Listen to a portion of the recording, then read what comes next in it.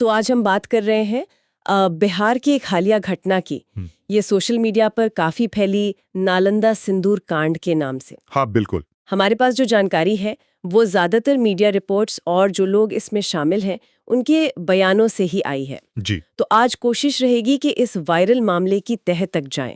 मतलब क्या हुआ था असल में। हाँ, कौन लोग हैं, दावे क्या क्या हैं अलग अलग, और अभी क्या चल रहा है। ठीक है, चलिए इस मामले को थोड़ा खोलते हैं। ये मामला जैसा आपने कहा वैलेंटाइन वीक के आसपास काफी उछला था। हाँ, मौका शायद कोई सरस्वती पूजा का था या कोई लोकल प्रोग्राम जिसे बिहार में ऑर्केस्ट्रा कहते हैं अक्सर। जी, ऑर्केस्ट्रा। तो स्टेज पर पारो आरती नाम की एक डांसर परफॉर्म कर रही थी। तभी गुलशन नाम का एक लड़का अचानक स्टेज पर आ गया और उसने उनकी मांग में कुछ लगा दिया। और इसी बात पर सारा विवाद है कि वो सिंदूर था या कुछ और। एग्जैक्टली, यहीं से कहानी थोड़ी पेचीदा हो जाती है। तो पहले किरदारों को समझ लेते हैं। हाँ। एक तरफ है पारो आरती। हाँ। बिहार शरीफ में ये ऑर्केस्ट्रा डांसर है। हाँ। उन्होंने ये भी साफ किया कि वो बांग्लादेशी नहीं है जैसा कुछ लोग कह रहे थे। नहीं, वो बिहार की हैं, ये उन्होंने खुद बताया है। जी। और दूसरा मुख्य किरदार है गुलशन। हाँ, गुलशन नालंदा जिले का रहने वाला बताया जा रहा है, जिसने ये हरकत की। तो सवाल वही कि उसने मांग में भरा क्या था, सिंदूर या कुछ और। इसी पर तो मतलब वो तरह की बातें हैं। गुलशन के पिता का एक बयान आया था। अच्छा, क्या कहा उन्होंने? उनके पिता का दावा है कि वो सिंदूर था ही नहीं, वो अबीर था। अबीर, होली वाला रंग। हाँ, रंगीन पाउडर। और ये भी कहा कि बेटा उस टाइम नशे में था तो ये सब गलती से हो गया। एक और बात उन्होंने कही, दावा किया कि पारो आरती जो है वो पहले से शादीशुदा हैं। ओहो, ये तो एक नया एंगल आ गया। लेकिन क्या ये नशे वाली दलील काफी है, वो भी जब मामला इतना पब्लिक हो गया हो? सही बात है, ये थोड़ा मतलब डिफेंसिव लगता है। और पारो आरती का जो जवाब आया वो तो बिल्कुल उलट है। हाँ, उनका वीडियो मैंने भी देखा। उन्होंने तो सीधे गुलशन के पिता को ही जवाब दिया। बिल्कुल साफ कहा, ससुर जी झूठ मत बोलिए। जी, हम पहले से शादीशुदा नहीं है। बहुत डायरेक्ट। हाँ, काफी सीधी बात कही उन्होंने। और बात यही खत्म नहीं हुई। उन्होंने उसी वीडियो में आगे ये भी कहा कि अब वो गुलशन के साथ ही रहना चाहती हैं। हाँ। और उनकी बहू बनना चाहती हैं। ये थोड़ा चौंकाने वाला था सबके लिए।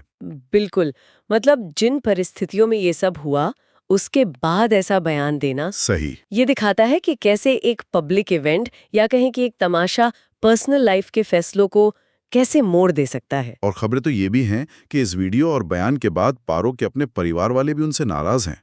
शायद रिश्ता तोड़ने तक की बात कही। जी, ऐसा सुनने में आया है।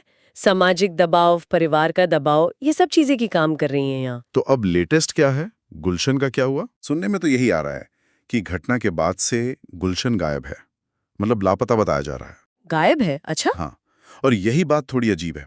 देखिए, घटना इतनी वायरल हुई, इतने बयान आए, वीडियोज हैं, लेकिन अभी तक किसी ऑफिशियल पुलिस एक्शन की खबर नहीं है। कोई एफआईआर हुई हो या कोई गिरफ्तारी, ऐसी कोई पक्की जानकारी नहीं है। ये बात थोड़ी खटकती है ना? हाँ, बिल्कुल। मतलब एक स्टेज पर घटना होती है, वो सोशल मीडिया पर वायरल हो जाती है, सिंदूर है या अबीर इस पर बहस होती है, शादीशुदा होने न होने पर दावे प्रतिदावे होते हैं। हाँ। लड़की खुद कहती है कि उसे लड़के के साथ रहना है, लड़का गायब हो जाता है और कानूनी कार्रवाई का कहीं अता पता नहीं। ये सब क्या दिखाता है? अगर थोड़ा पीछे हटकर देखें तो ये मामला सिर्फ एक लोकल झगड़े या विवाद जैसा नहीं है। ये दिखाता है कि सोशल मीडिया कैसे किसी पर्सनल, शायद पल भर के आवेश में हुई चीज को एक बड़े पब्लिक स्पेक्टिकल में बदल देता है। सही कहा। फिर हर कोई अपनी कहानी गढ़ता है, अपना नैरेटिव बनाता है, और एक तरह की आप कह सकते हैं वायरल जस्टिस की मांग होने लगती है, जो जमीनी सच्चाई या कानूनी प्रक्रिया से बिल्कुल अलग हो सकती है। हाँ, अक्सर अलग होती है।